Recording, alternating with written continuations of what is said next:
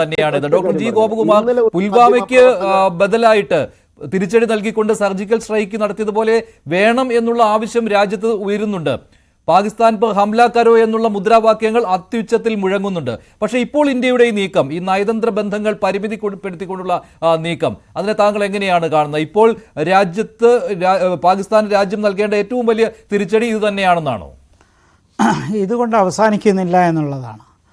നമ്മൾ പ്രധാനമായിട്ട് 3 തരത്തിലുള്ള തിരിച്ചടിയാണ് നൽകാൻ ഉദ്ദേശിക്കുന്നത്. ഒന്ന് നയതന്ത്രം, താങ്കൾ പറഞ്ഞത് തന്നെ നയതന്ത്രമായ അതിൽ കൂടി നമുക്ക് ചെയ്യാവുന്ന പ്രധാനപ്പെട്ട കാര്യങ്ങൾ. അതിനകത്ത് തീർച്ചയായിട്ടും സിന്ധു നദീജല കരാർ, അത് പാകിസ്ഥാനെ തീർച്ചയായിട്ടും അവിടുത്തെ കർഷകരെയും ബുദ്ധിമുട്ടിക്കും.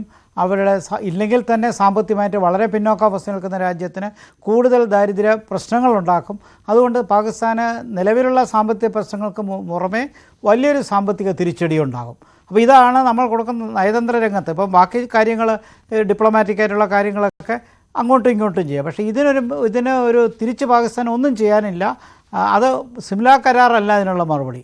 അത് തീർച്ചയായിട്ടും പണിക്കർ പറഞ്ഞതിനോട് ഞാൻ യോജിക്കുകയാണ്. കാരണം നമുക്ക് അഡ്വാൻറ്റേജ് ഉണ്ടാകും. ഷിംല കരാർ അന്ന് വന്നപ്പോൾ അന്ന് ഇന്ദിരാഗാന്ധിയും ബൂട്ടയും തമ്മിൽ എടുത്തൊരു തീരുമാനം, ബൂട്ടയുടെ പ്രത്യേക അഭ്യർത്ഥന പരിഗണിച്ച് ഇന്ദിരാഗാന്ധി കൊടുത്തൊരു സൗജന്യമാണ് സിംല കരാർ. അന്ന് അവിടെ വെച്ച് കാശ്മീർ പ്രശ്നം തീർന്നു എന്ന് പറഞ്ഞാൽ Buta would have signed on dotted lines, വെറും ഒപ്പിട്ട് കൊടുക്കുമായിരുന്നു. പക്ഷെ അദ്ദേഹം തന്നെ അന്ന് അപേക്ഷിച്ചെന്നാണ് പറയുന്നത്. താങ്കളെപ്പോലെ ഞാനും ഒരു രാഷ്ട്രീയ നേതാവല്ലേ, തോറ്റു നിൽക്കുന്ന ഒരു രാജ്യം എന്നുള്ള നിലയിൽ തിരിച്ചു പോകുമ്പോൾ എന്തെങ്കിലും ഒരു മാന്യത എനിക്ക് വേണമെങ്കിൽ അതിൻ്റെ ബലത്തിലാണ് ഇന്ദിരാഗാന്ധി അങ്ങനെ ചെയ്തത്. ആ കാലഘട്ടമൊക്കെ കഴിഞ്ഞു. പക്ഷേ ഇന്നവർ ഷിംല കരാർ ക്യാൻസൽ ചെയ്താൽ നമുക്ക് പാകിസ്ഥാൻ ഓക്കുപൈഡ് കാശ്മീർ എടുക്കാമല്ലോ. അങ്ങനെയാണെങ്കിൽ അല്ല, അവർ നമ്മളെ കാശ്മീരിനെ ആക്രമിക്കാൻ ശക്തി ഉണ്ടെങ്കിൽ അത് ചെയ്യട്ടെ, എന്താണെന്ന് കാണാം. അല്ലല്ല, ഇന്ത്യ ഇത്രമാത്രം നയതന്ത്ര ബന്ധങ്ങൾ പരിമിതിപ്പെടുത്തുമ്പോൾ പാകിസ്ഥാന് തിരിച്ചടിക്കുവാൻ നയതന്ത്ര രംഗത്ത് എന്തെങ്കിലും അവശേഷിക്കുന്നുണ്ടോ? ഇപ്പോൾ അട്ടാരി അതിർത്തിക്ക് പകരം വാഗ അതിർത്തി അടച്ചതുകൊണ്ടോ ഷിംല കരാർ റദ്ദാക്കുമെന്ന് പ്രഖ്യാപിച്ചതുകൊണ്ടോ പാകിസ്ഥാൻ എന്തെങ്കിലും ഗുണം കിട്ടുമോ ഈ ഇന്ത്യ പാക് ബന്ധത്തിൽ? ഇല്ല, അവർക്ക് കൂടുതൽ നഷ്ടം മാത്രമേ ഉണ്ടാവുള്ളൂ. കാരണം നമുക്കറിയാമല്ലോ, അട്ടാരി ബോർഡറും വാഗ ബോർഡറിലും എല്ലാം അതുപോലെ തന്നെ വ്യാപാര ബന്ധങ്ങൾ നടക്കുന്നുണ്ട്. നമ്മളൊക്കെ കണ്ടു കാണും, ആ സ്ഥലങ്ങളിലൊക്കെ പോയിട്ടുണ്ടല്ലോ നമ്മളൊക്കെ പലരും. അപ്പോൾ അവിടെ നടക്കുന്ന ആ വ്യാപാര ബന്ധം, അതിൽ നഷ്ടം പാകിസ്ഥാനാണ്. പാകിസ്ഥാൻ ബിസിനസ്സിനാണ് ആ നഷ്ടം ഉണ്ടാകുന്നത്. അപ്പോൾ ചുരുക്കത്തിൽ കച്ചവടത്തിൽ നമ്മൾ പാകിസ്ഥാനെ ഡിപ്പെൻഡ് ചെയ്ത് എന്ത് കാര്യത്തിലാണ് ഉള്ളത്? പഞ്ചസാരയുടെ കാര്യത്തിലോ ജൂട്ടിൻ്റെ കാര്യത്തിലോ അങ്ങനെ ചില കാര്യങ്ങളേ ഉള്ളൂ. പക്ഷേ പാകിസ്ഥാൻ അതിൽ കൂടുതൽ ഇറക്കുമതി വഴി കിട്ടുന്ന ഗുണങ്ങളെല്ലാം നഷ്ടപ്പെട്ട് പാകിസ്ഥാൻ്റെ സാമ്പത്തിക പ്രശ്നം കൂടുതൽ വഷളാക്കാനേ ചാൻസ് ഉള്ളൂ. അപ്പോൾ ഞാൻ പറഞ്ഞു വന്നത്, നയതന്ത്ര രംഗത്ത് തന്നെ പാകിസ്ഥാന് നല്ലൊരു തിരിച്ചടി കൊടുത്തിട്ടുണ്ട്. ഇതുകൊണ്ട് അവസാനിക്കുന്നില്ല. സാമ്പത്തിക രംഗത്ത് പാകിസ്ഥാനെ നമുക്ക് സ്ക്യൂസ് ചെയ്യാൻ പറ്റും. ഇതിനൊക്കെ പുറമെ തന്ത്രപരമായി നമുക്ക് എടുക്കാവുന്ന നടപടി, ആ നടപടി എന്ന് പറയുന്നത്, ഇന്ന് ലോകം ഒരു മൾട്ടിലാറ്ററൽ ലോകത്തിലേക്ക് പോകണമെന്ന് ആഗ്രഹിക്കുന്ന ഒരു രാജ്യമാണ് ഭാരതം. നമ്മളോടൊപ്പം യോജിച്ച് നിൽക്കുന്ന പല രാജ്യങ്ങളുമുണ്ട് യുദ്ധത്തിൻ്റെ കാലഘട്ടങ്ങളൊക്കെ ഒഴിവാക്കണമെന്നും. അതുകൊണ്ട് തന്നെ ഇനിയുള്ള കാലത്ത് സമാധാനമാണ് വേണ്ടത്. അതിന് പറ്റിയ അന്തർദേശീയ ബന്ധങ്ങൾ ശക്തിപ്പെടുത്തുക എന്നുള്ളതാണ്. പക്ഷേ ഈ അന്തർദേശീയ ബന്ധങ്ങൾ ശക്തിപ്പെടണമെങ്കിൽ രാജ്യങ്ങൾ തമ്മിലുള്ള വിടവ് അവസാനിപ്പിക്കണം. ഇപ്പോൾ G20 നല്ലൊരു ഉദാഹരണമാണ്.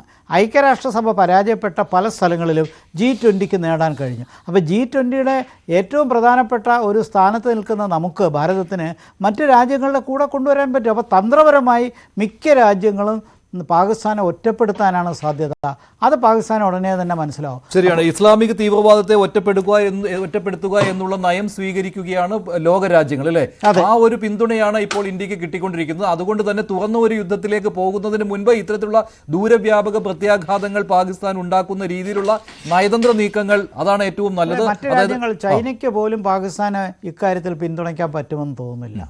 ഇറാന് പറ്റില്ല, തീർച്ചയായിട്ടും നോർത്ത് കൊറിയയ്ക്ക് പറ്റത്തില്ല. അപ്പോൾ അങ്ങനെ ഒരു പശ്ചാത്തലത്തിൽ പാകിസ്ഥാന് പുറമേ നിന്നും പിന്തുണ കിട്ടില്ല. കാരണം ചൈനയ്ക്ക് ഇപ്പോൾ ട്രംപിനെ ഫേസ് ചെയ്യണം, അതിന് റഷ്യയുടെ പിന്തുണ വേണം. അപ്പോൾ ഈ സമയത്ത് ഇന്ത്യ ഒറ്റപ്പെടുത്താനായിട്ട് ചൈനയും ആഗ്രഹിക്കില്ല. അപ്പോൾ ആ നിലയ്ക്ക് ഈ ട്രംപുമായിട്ടുള്ള മറ്റൊരു തരത്തിലുള്ള സാമ്പത്തിക യുദ്ധം നടക്കുമ്പോൾ തീർച്ചയായിട്ടും ചൈനയ്ക്ക് പാകിസ്ഥാൻ്റെ പുറകെ നടന്ന് ഇന്ത്യയെ ബ്ലാക്ക്മെയിൽ ചെയ്യാൻ സമയം കിട്ടത്തില്ല. അപ്പോൾ അതുകൊണ്ട് എനിക്ക് തോന്നുന്നില്ല പാകിസ്ഥാൻ ഇത് ചെയ്യുമെന്ന്. യഥാർത്ഥത്തിൽ ഈ സംഭവത്തിൻ്റെ പുറകിൽ ഞാൻ മനസ്സിലാക്കിയെടുത്തോളം പാകിസ്ഥാനിലെ ആഭ്യന്തര കുഴപ്പങ്ങളാണ്.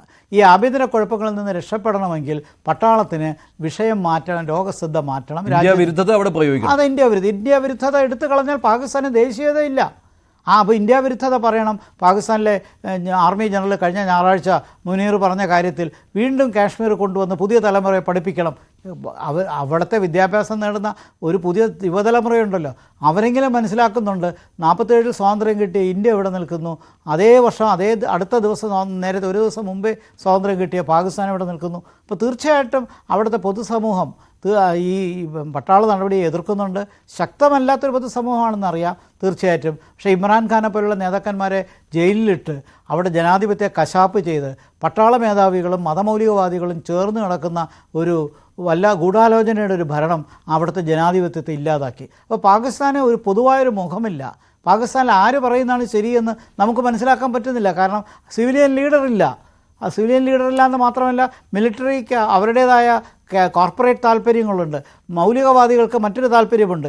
ഇതിനൊക്കെ പുറമെയാണ് പാകിസ്ഥാന് അകത്ത് ആഭ്യന്തര യുദ്ധം നടക്കുന്നു. അഫ്ഗാനിസ്ഥാനിലെ താലിബാൻ പാകിസ്ഥാനെ വല്ലാതെ ഉപദ്രവിക്കുന്നു. അപ്പോൾ ചുരുക്കത്തിൽ പാകിസ്ഥാൻ്റെ അകത്ത് തന്നെ ബലൂചിസ്ഥാനിലെ ലിബറേഷൻ ആർമി പാകിസ്ഥാനെതിരെ യുദ്ധം ചെയ്യുന്നു.